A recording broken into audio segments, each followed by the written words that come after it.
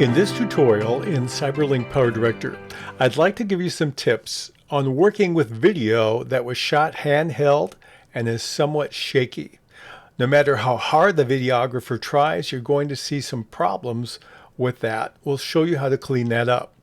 And then when I was creating this, there was a couple other things I did at the video you see on the screen. I worked to modify the colors, and I'm going to show you the tricks I used with that. And then I also used a motion graphic title and made it do something it wasn't designed to do. I'll show you how to do that as well. So let's look first of all at the big thing that drew me to this video, which was it's slightly shaky. I'm going to play it and you're going to see that despite the best efforts of a videographer, there was still a little bit of shake because it was a handheld setting. And so as they're looking at the locks on the fence, there's a little bit of movement that's shaky.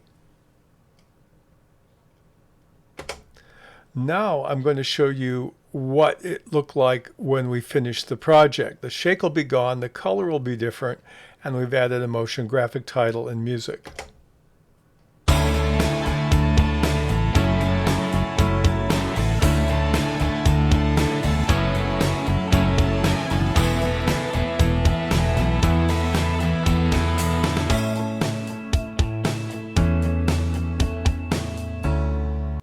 Big difference from beginning to end. So let's deal with these three issues one at a time. First of all, we need to get the shakiness out of the video clip. How do we do that? First of all, I'm going to highlight it, and then I'm going to click on the edit button above the timeline. I want to be under video editing, and I want to be in my tools menu, and then I click on video stabilizer. Now I can control the correction level. I'm just going to leave it at the default of 50. There's a rotational camera shake. I can click on or off, but there's also an enhanced stabilizer. But let me show you something that happens with that. I'm going to click on the little information circle, and I have this message pop up. It tells me it can help, but there's an issue. It requires a lot of computing power, so it's recommended that you switch to non-real-time preview, or that you render this on the range.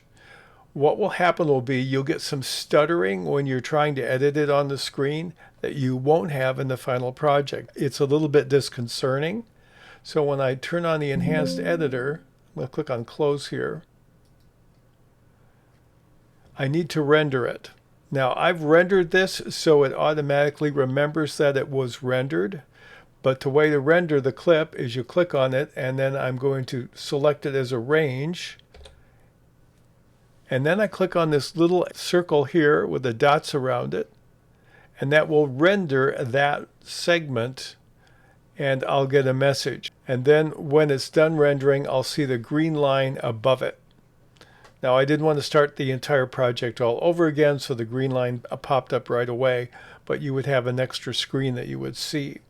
So now it means it's rendered. So now when I'm looking at it as an editor, I won't see jerkiness, but I will see the vast improvement from what it was when it was shot to what it looks like now. And you notice that's not too bad at all. Very good, in fact. Okay, so we've got one issue taken care of. Let's look at another issue. The second issue I want to deal with is color, because it's really kind of bland. So I'm going to use a LUT. So I highlight the clip again. I'm going to close the window here. And then I want to click on my effects option, the fourth icon from the left.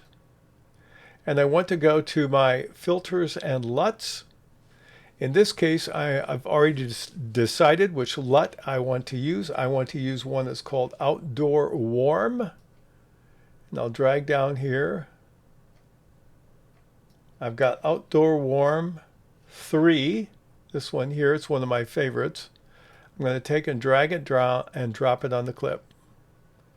Instantly, things changed wildly. So now I've got lots of color. It's kind of a straw texture. It's obviously fall. I really like the way it did that.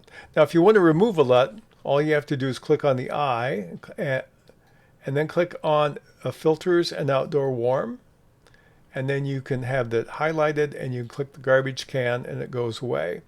The other thing you can do is you can drag that LUT back on again, And then you can click on that same tool and you can control the strength of the LUT. Maybe that's overdoing it a bit, so I can dial it back a little bit more or all the way back to the original. So you can adjust the strength of the LUT by using the slider right there. And so I've modified it. Maybe that's all I want right there. And so I'm good with that.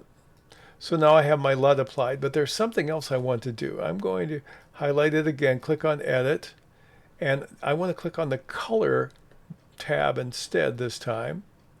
And I'd like the locks to stand out a little better, so I'm going to increase the sharpness just a little bit.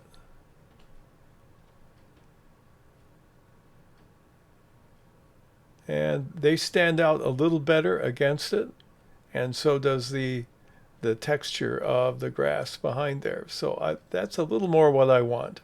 So I'm happy with that, and we'll move on from there.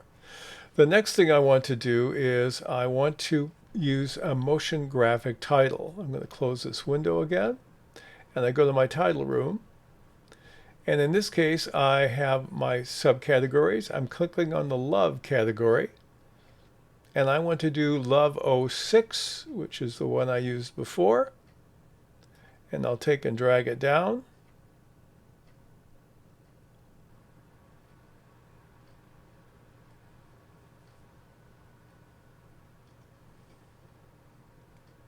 Okay, there's my title. I need to change it, so it's motion graphics. So I highlight that, and we'll click on Edit. And I'm going to change You're the Only One. I'm going to change it to The Place. So I'm just going to highlight the first line, and we'll take the second line and drag across that. Make it small, and we'll do the last one, and we'll do Memories. And that's pretty good. Now I want to change some coloring. Let's take the color at the top and bottom. That's the graphic group. And let's change that one to kind of a darker blue. That looks good. I want to see what I used before here. It looks like, oh, that was the text was blue and the other element was red. I'm going to go back here and make this red then.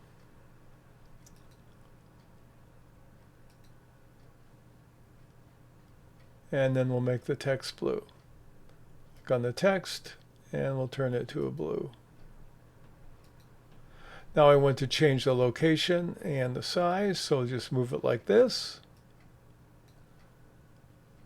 And then when we play this, you see it pops on, and we have it there. Now, it doesn't move across the screen because it's a motion graphic title. What can I do to change that? What I'm going to do is I'm going to temporarily take track number 1 and make it invisible. Now I'm going to click here and I'll do Control P. That'll create a screenshot. We'll just call this Junk 3. Okay, so now now I have a picture of that frame. So what I'm going to do then is I'm going to go back into my media room. I have my Junk 3 here. I'm going to drag it down.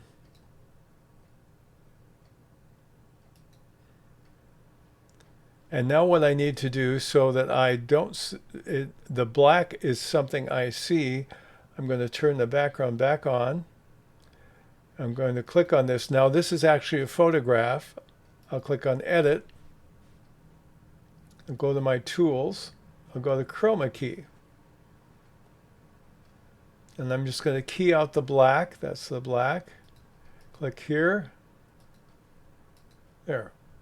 Okay, so there. Now I have it clicked out. So now it actually will be like that. Now I can keyframe the copy that we see here. I'll click on OK. And I want it to go all the way to the end. So I'm going to make it longer. I'll do a trim only. Okay, and now I want to edit the picture of the last, nearly the last frame. I'll click on Edit, Advanced, and now I want to start with the playhead at the front of my image. And we'll do a position and scale. And then we'll go near the end.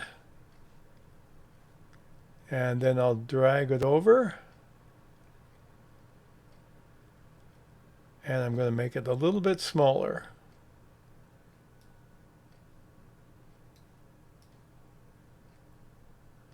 And maybe I want it to stop right before the post.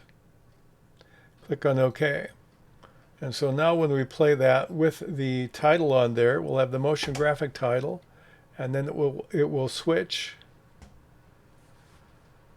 It will come on.